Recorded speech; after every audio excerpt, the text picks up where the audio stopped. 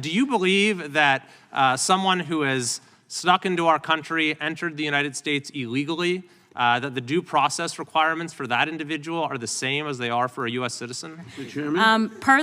Per the Constitution, yes, if you are on our soil, you are guaranteed due process.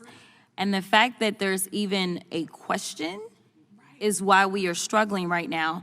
In addition to, an additional issue that I have is the executive order that was signed by the president that seemed to get rid of birthright citizenship, which also is laid out in the Constitution, which is why even the most conservative judges have ruled against. There is no one that has ruled that that was okay. Okay, thank you.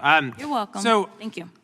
That's simply untrue. The Supreme Court has made it very clear that due process is a context-dependent inquiry. And someone who is here illegally in this country facing deportation, the requirements of due process are specific to that context. I just want to clarify. You have a higher standard when it comes to a criminal case versus a civil case, right? So it's preponderance is going to be the burden on a civil case, and then it's going to be higher as it relates to a criminal case, right? It's beyond a reasonable doubt. That is going to be the burden of proof. When the Supreme Court was making distinctions, the distinctions weren't necessarily between is this person a citizen or is this person not. It wasn't a matter of certain people are not allowed to have due process, but it's kind of like there's different ways to evaluate things. The amount of protections that you are going to have in any criminal case.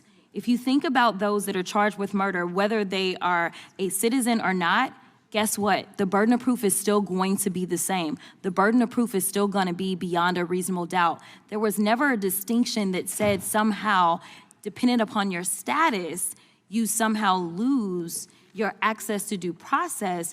And frankly, that is honestly the only thing that the Supreme Court has been consistent on, is that there are due process rights that are going to be afforded to everyone that is found within our jurisdiction in the United States. I have not seen a case where they have said, no, it's okay for someone not to have due process. That is why the plane that was about to leave Texas, they said stop the plane literally at 1 a.m.